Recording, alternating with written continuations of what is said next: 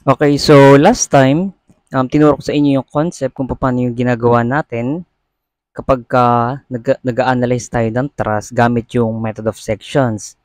So, this time, ipapakita ko sa inyo class kapag paano yung gagawin if very complicated yung inyong trust and kinakailangan nyo siyang gamitan ng dalawang cutting plane line AA at saka B.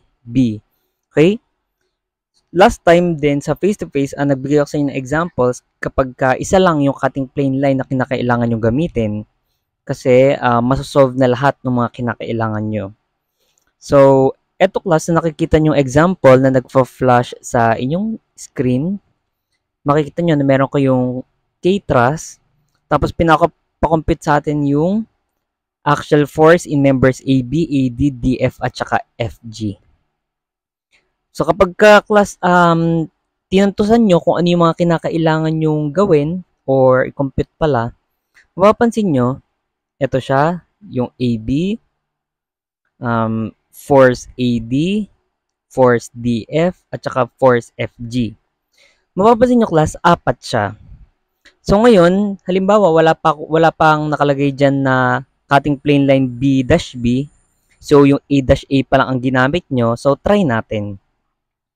Pagka ang ginamit nyo lang na cutting plane line is A-A, mapapansin nyo na kahit saan kayo mag-moment dyan is magiging dalawa yung unknowns nyo. Halimbawa, pagka nag-moment ako class dito sa joint A natin, ang ma-expose, pagka class nag-moment ako dito sa joint A, pansinin nyo, so makakancel tong dalawa kasi dadaan siya dyan. Pero ang lalabas is ito at saka ito. Diba? So, magiging dalawa yung unknowns nyo. So, hindi nyo siya masasolve kasi isang equation lang ang meron kayo. Next, kapag ka naman nag-joint D ako, pagka nag-joint D ako, maka-cancel tong dalawa kasi dadaan siya sa joint D, pero ma-expose itong FG at saka AB nyo. So, dalawa pa rin siya. So, hindi pa rin natin po pwedeng gamitin yan kasi hindi nyo masasolve yan if two unknowns yung meron kayo. Kapag ka naman class nag-joint F ako, mapapansin nyo na maka-cancel tong FD or DF at saka yung FG nyo. Pero lalabas itong AB at saka AD nyo. So, hindi pa rin pwede. Kasi two unknowns kayo with one equation, so definitely hindi yun siya masasolve. And syempre, kapag nag-joint B ako dyan, isa lang makakancel nyo dyan, ito lang, lalabas tong tatlo na to. So, hindi yan pwede. Kagaya dito rin sa joint G, so masisiro to kasi dadaan siya sa joint G, pero ma-expose itong tatlo na to. So, hindi siya pwede. Definitely hindi pwede. Okay. So, ang gagawin nyo, class, i-weigh nyo mabuti kung kinakailangan nyo bang gumawa ng another cutting plane line para ang ma-expose lang natin is isa. So, in this case, mapapansin nyo, merong another cutting plane line na B-B. Ito siya. Hanggang dyan. Again, kapag gumagawa tayo ng cutting plane line, dapat outside to outside nung truss nyo. Hindi po pwedeng outside to inside or kaya naman inside to outside. Ha? So, kapag pwede kayo mag-cut dito, dapat outside to outside. Hindi po pwedeng hanggang dito, tapos hanggang dyan lang. Hindi pwede yon ha? That is very wrong. Okay naman pwede pag ganyan, pero dapat outside to outside. Pwede rin na pag ganyan. Pwede rin na pag ganyan. Okay? So, hindi po pwede class na hanggang dyan lang, tapos hanggang dyan. Hindi pwede yon ha? Pwede hanggang dyan, tsaka dyan. Okay? So, in this case, mapapansin nyo na meron kayong another cutting plane line which is yung B-B. So, kapag in-expose natin or ginamitan natin pala ng cutting plane line B-B, ang ma-expose is ito, isa. Alisin ko na yung mga blue, isa. Huwag nyo muna pansinin yung cutting plane line A-A, okay? Isa, dalawa, tatlo, at saka apat. Yan yung mga dadaan ng members niya. Therefore, yan yung mga ma-expose sa kanya. Tama? But in this case, mapapansin nyo, kapag nag-moment tayo sa G, tapos gamit yung cutting plane line B-B natin, it doesn't matter kung left side ba ng B-B or kanyang right side. Ma-expose pa rin yung apat na yan. Kahit ano class gamitin nyo. Mapapansin nyo, kapag nag-moment tayo sa G, masisiro tong tatlo na to. Kasi dumaan sa joint G, tapos ito lang ang ma-expose, force AB. E di makakasolve na tayo ng isa. So, try natin yun. Okay? But before that, kagaya nung ginagawa natin, solvein muna natin yung reactions. Kunin natin yung reaction dito sa J. This is JV kasi vertical component ng reaction sa J. Tapos syempre yung reaction dito sa I. This is RI. So, kumpitin muna natin. Paano na nga tayo, class, nagko-compute ng reaction? So, solution, class, mag-moment tayo. Summation, moment, saan tayo mag-moment? Kahit saan sa dalawa na yan. Basta matatamaan yung isa sa kanilang unknown. Para isa lang yung ma-expose natin. So, saan yung gustong unang moment? So, summation ng moment, so positive clockwise. Summation ng moment. Summation ng moment sa I is equal to 0. So, para dun sa mga absent pala, this is just an additional example kasi nag-discuss na ako last time sa face-to-face ng method of sections. Eh, hindi ko naman na po pwedeng i-record yun kasi na-discuss ko na siya ng face-to-face. Okay? Pero eto, additional example siya para kahit papano is magkaroon pa rin kayo ng idea doon sa mga wala. So, summation ng moment sa I. So, ang mga lalabas dyan is yung JV, syempre. JV times. May nakalagay dito, class, na 6 at 4 meters is equal to 24 meters. So, 6 yan. So, bilangin nyo. This is 1. So, 4, 2, 3, 4, 5, 6. Tigpo 4 meters sila times 6. That is 24 meters in total. Okay? So, J sub V times 1, 2, 3, 4, 5, 6. That is 24. Ano pa? Clockwise moment. So, wala na. Minus counterclockwise moments, dalawa lang naman yan. Etong 10 kilonewtons. Okay? So, alin yung mga lalabas dyan? Dito pala, class, sa method of sections, wag na muna kayo mag-inspection. Wag muna kayo mag-zero force members kasi hindi naman yun yung concern nyo.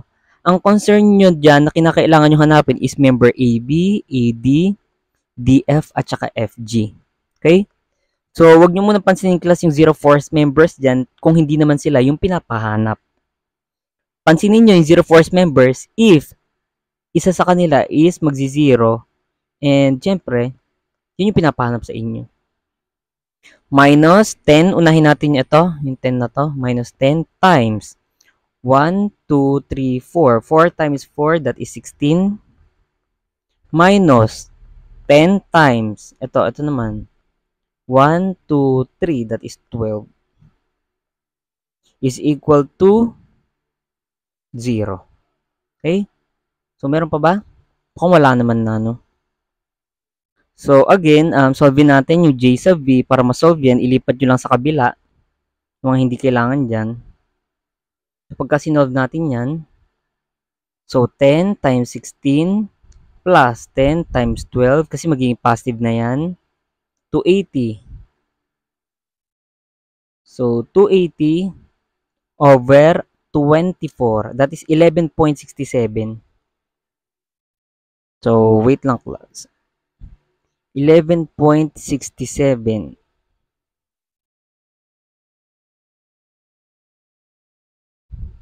11.67 kilonewtons. And again, assumption natin is upward. Therefore, positive nakuha natin. Kaya upward yan. So, ito, class, yung inyong reaction at J. So, yun lang naman.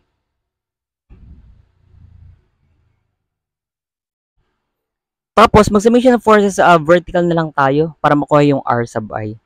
So, summation ng forces vertical is equal to 0. Pagka, class, nagsa-summation ng force vertical, it's either upward equal to downward or gawin nyo positive lahat ng upward tapos i-minus nyo lahat ng downward. Pwede yan. Parehas lang yan, class, ha? So, again, dalawa lang naman yung upward dyan. That is 11.67. Yung kakasolve lang natin. Plus R sub I is equal to lahat ng pababa. 10 plus 10, that is 20. So, 10 plus 10. Tapos lipat nyo sa kabila, masasolve natin yung R sub I. So 20 minus 11.67. 20 minus 11.67. So that is 8.33 kilonewtons. 8.33 kilonewtons. Positive ang nakuha natin. Therefore, yung assumption natin is tama. That is positive. So, ito yung inyong reaction sa I. Ayan na. And then, after that, mamili na lang kayo, class, kung anong gagamitin nyo, left side o right side. Pero, syempre, kung ako magsosolve niyan, pipiliin ko syempre mas maiksing i-drawing. Syempre, pipiliin ko yung right side kasi mas kakaunti yung members na kailangan yung i-drawing doon. Okay? So, kapag ginamit natin yung right side ng B-B muna, okay? Napag-usapan natin kung bakit B-B muna yung gagamitin natin kasi nga, hindi tayo makakapag-solve kapag ang ginamit nyo is A-A na cutting plane line. So, B-B muna yung gamitin natin. So, kapag ginawa natin yon, ito na siya. So, nailagay ko na dyan. Pero kayo, i-drawing nyo, syempre. Kapag kinonsider natin yung right side ng B-B as your FBD, so, i-expose natin yung mga forces. Makikita nyo dyan na ma-expose yung force AB, force BG, force EG, at saka force GH. And again, i-assume nyo muna silang tension lahat para hindi kayo mahirapan. Para hindi na kayo malito. So, solution, ang gagawin nyo dyan, syempre, mapapansin nyo naman na kapag ka nag-moment kayo sa joint G, isa lang yung may expose, that is member AB lang. So, gawin na natin, class. Summation ng forces, summation ng moment, at G is equal to 0, positive clockwise moments.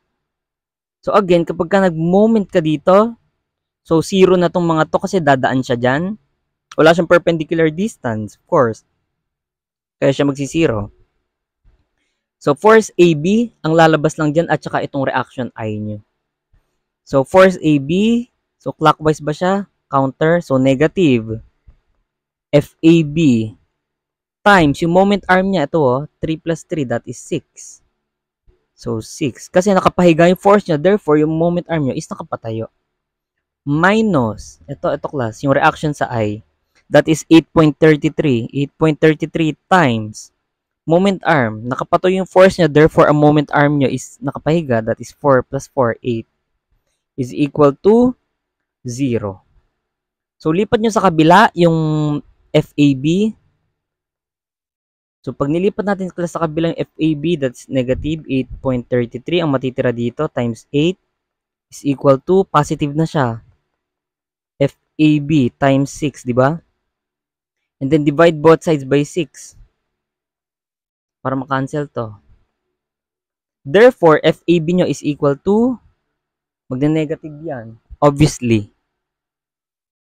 So, negative 8.33 times 8 over 6. 11.11. Negative 11.11. So, negative 11.11 kilonewtons is equal to FAB. So, syempre, hindi kayo class po pwede magkaroon ng negative na sagot. Ang gawin nyo, 11.11 kilonewtons, gawin yung positive, tapos baliktarin nyo yung assumption nyo. FAB, this is in tension. Ay, compression. Kung tension yung assumption natin, tension naging assumption natin, okay? Since negative yung naging sagot nyo, edi gawin nyo compression. Compression. Ito na class yung inyong sagot sa FAB. So, ayan na. And then, baguhin nyo na class. Gawin nyo na class siyang compression, FAB. Ayan na. Baguhin nyo na yan. And then, ayan na. Nasolve na natin class yung FAB. I think po pwede na tayong mag-consider. Pwede na natin i-consider yung cutting plane line na A-A kasi ang kailangan lang naman natin dyan is isa. Kapag kasi class may nasolve ka na dyang isa, tapos pagka nag-moment ka dito sa F, mapapansin nyo na masisiro to, di ba? And then eto, okay na to, nasolve na natin to. Ang ma-expose na lang is ito. Di ba? So, isa na lang. So, mag-consider na tayo class ng cutting plane line A-A. Okay na yung sa may B-B na yan kasi hindi naman natin concern yung ibang members dyan, hindi naman natin to concern eh. Hindi naman yan yung pinapasolve sa atin. Ang kailangan lang naman natin dyan is yung force AB. So, check na tong isa. Diba? So, ang kailangan nating masolve ngayon is yung tatlo pang remainings. Yung AD, DF, at saka FG. So, try natin dito. Ito. Considering right side of A-A, again, yung kinonsider ko ulit is yung right side ng A-A kasi mas kakaunti yung kinakailangan i-drawing. And mapapansin nyo dyan, class, yung FAB na nasolve natin is ginawa na siyang compression. So, naitama na natin siya. So, ngayon, para makapag-solve tayo, mag-moment tayo, class. Ang pinaka-best way na nakikita ko dyan is dito tayo mag-moment sa joint F para masiro tong dalawa na to and ma-expose itong isa. Since meron naman na tong value, ng value FAB nyo, so hindi na natin problema yan. So, sige. Mag-moment tayo, class, sa F. Pero, syempre, before natin gawin yun, kinakailangan meron kayong angle. Kasi hindi nyo masasolve yan kapag walang angle. So, I think, balik tayo dito sa original truss natin. Ayan. Kapag class, ginawa natin to, nilagyan natin to class ng hati dito. Kailangan makuha natin tong angle theta dito. Kung ano yung angle theta dito, siya rin yung angle theta dito, di ba? Property yan ng angle class. Opposite sides sila, pero pares sila ng angles. Tapos, syempre, kung ano yung angle dito, siya rin yung angle dito. So, pares lang yan. Okay, so kunin natin class yung, I think kunin natin yung angle alpha. Kasi ito ang kailangan natin. Para makuha natin class yung angle alpha, so inverse tangent na lang. Alpha is equal to inverse tangent ng ano. Ito class yung alpha nyo. Mapapansin nyo, ito yung height nyo, tapos yung distance nyo is 4 meters. Inverse tangent ng 3 over 4. So, therefore, alpha is equal to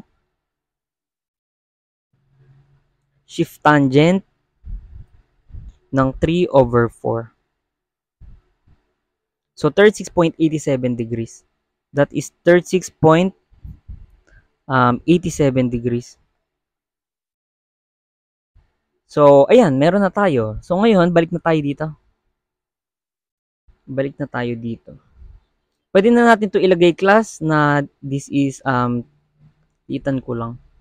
This is 36.87 degrees. Likewise, dito rin, 36.87 degrees din yan kasi parehas lang naman sila. So, I think pwede na tayo mag-solve, no? Pwede na.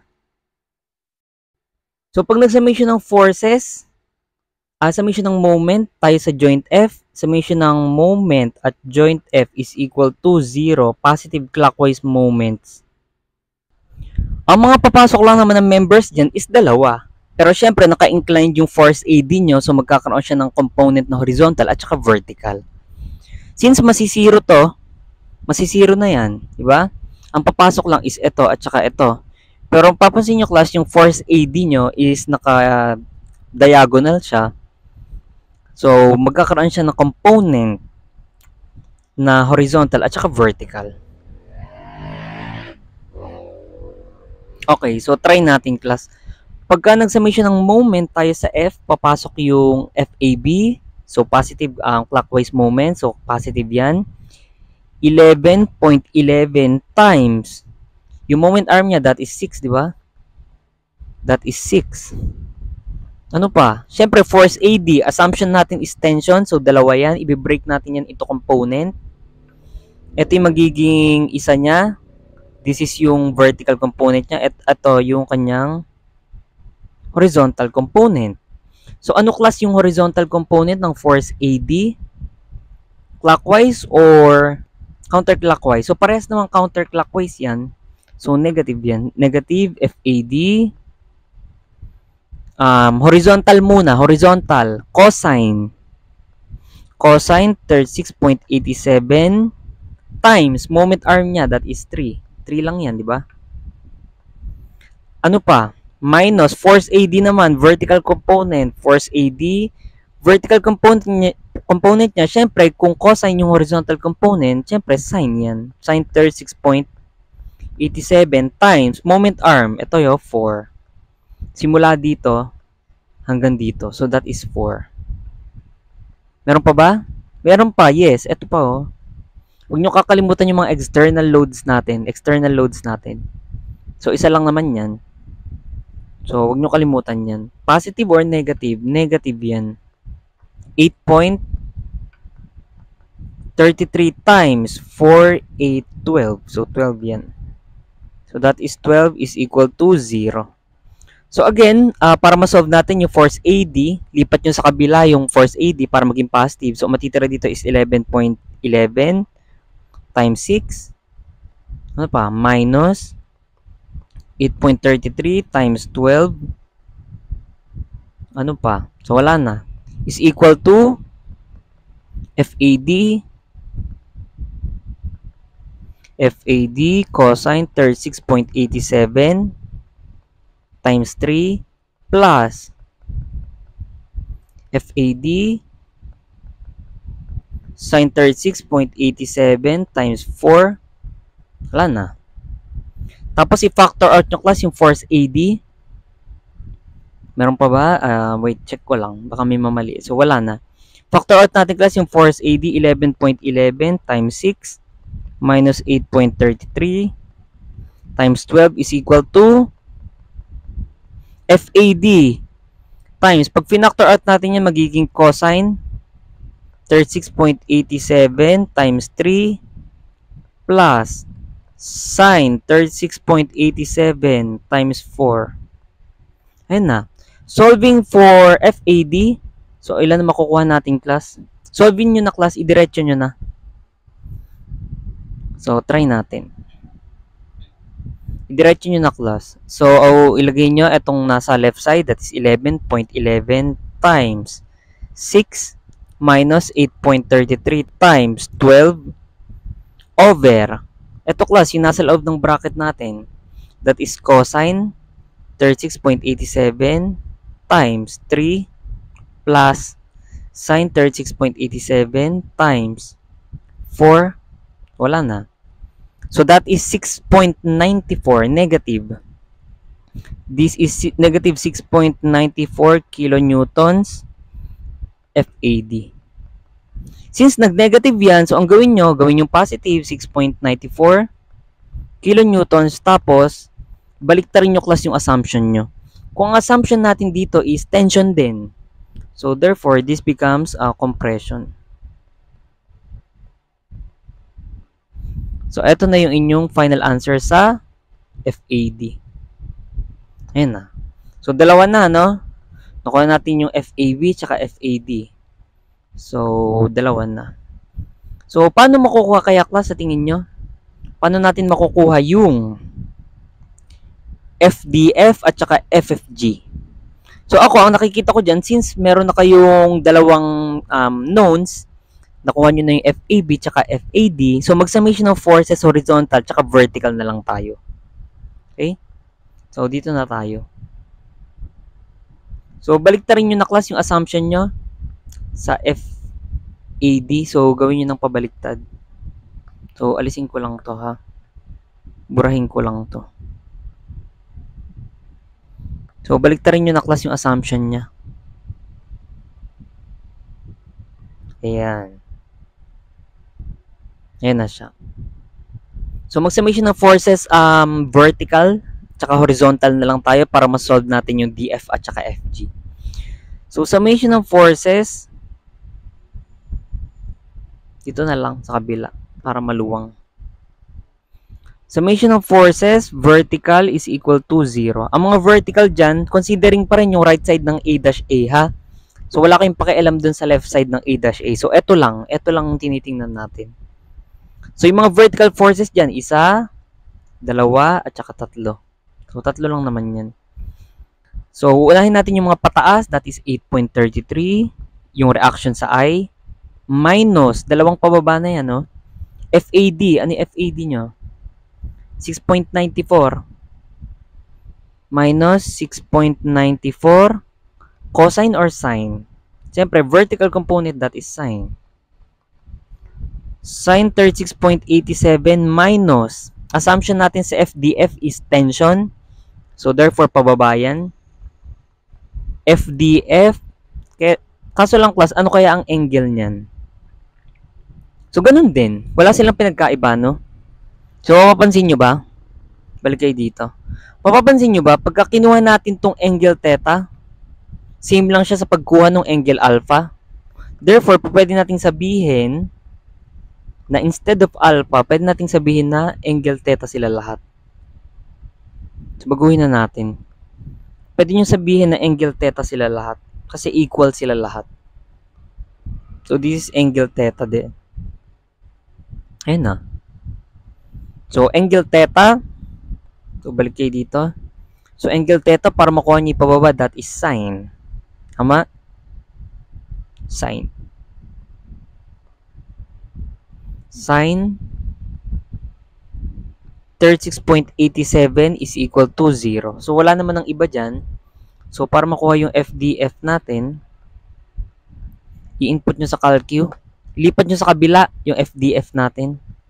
So, pagka nilipat nyo yan, ang matitira dito is 8.33 minus 6.94 sine 36.87 is equal to FDF. Tapos class, i-over nyo na agad yung kasama ng FDF. That is sine 36.87. So, therefore, ilan ang FDF natin? So, fraction 8.33 taas muna minus 6.94 sine 36.87 over sine ba parehas? Yes, sine 36.87. So, makukuha nyo dyan is 6.94. So, check ko lang. Yes, 6.94 kilonewtons. 6.94 kilonewtons. That is your FDF. And ang assumption nyo is tension, nag-positive siya. Therefore, tension yan. Ito na class, yung inyong final answer. And then, ilan na? Ilan na yung nasosolve natin? Tatlo na, no? DF o FG na lang. Summation ng forces, horizontal na lang yan. Kaso, papasok silang apat, no? So, anyways, madali lang din naman yun. So, gawin na natin. Summation ng forces, horizontal is equal to 0. Papasok silang apat dyan kasi lahat sila may horizontal component. So, unahin natin lahat yung mga to the right. Dalawa yan, isa, tsaka dalawa. So, 11.11 plus FAD. Anong FAD natin? 6.94 cosine. 6.94 cosine 36.87 is equal to lahat ng to the left. So, to the right is equal to the left. So, lahat ng to the left, that is FDF at saka FFG. Ano yung FDF natin? Kakasolve lang. 6.94 din, no? 6.94. Cosine din to. Cosine 36.87. Plus FFG plus FFG. So, mapapansin nyo class, kahit hindi na kayo mag-manipulate dyan, mapapansin nyo class, kapag ka itong 6.94 cosine 36.87, nilipat nyo dyan sa kabila, mamaminus yan, di ba? Magne-negative. So, pwede nyo na-cancelin tong dalawa. So, therefore, mapapansin nyo that 11.11 kilonewtons yung inyong FFG. And again, ang assumption dyan is tension. Nag-positive siya, therefore, tension yan. So, eto na class yung inyong final answer. Teka lang. Dapat magtugma yan eh. Perfect, di ba? So, tension. So, apat na yan. And yan lang class. Ganyan lang. Nasolve natin silang apat gamit yung dalawang cutting plane lines nyo. That is A-A at saka B-P. And again, pwede naman kayong gumamit lang ng isang cutting plane line if and only if masosolve nyo na silang lahat. Pero in this case kasi, Kapag ka ang ginamit nyo lang is cutting plane line A-A, hindi nyo sila masosolve lahat. So, kinakailangan nyo gumawa ng panibagong cutting plane line B-B para kahit pa paano mabawasan yung isosolve nyo doon sa cutting plane line A-A. And again, hindi nyo pa pwedeng gamitin lang yung B-B na yun lang kasi hindi naman yun yung pinapasolve sa inyo, yung mga members na madadaanan ng B-B. Isa lang na may masosolve dyan, yung AB. So, ayan, class. I-weigh nyo lagi kung kinakailangan ba na dagdagan yung cutting plane line o hindi na. So, okay mag-alala kasi madalang naman mangyari yung tatlo. Usually naman, dalawa lang sila. So, hanggang dito lang class yung discussion natin ng method of sections. Again, para dun sa mga wala, nag-discuss na ako last time ng face-to-face ng method of sections. This is just an additional example para kahit paano is ma-master nyo mabuti yung method of sections. So, yun lang. Mag-review kayo class mabuti and thank you so much.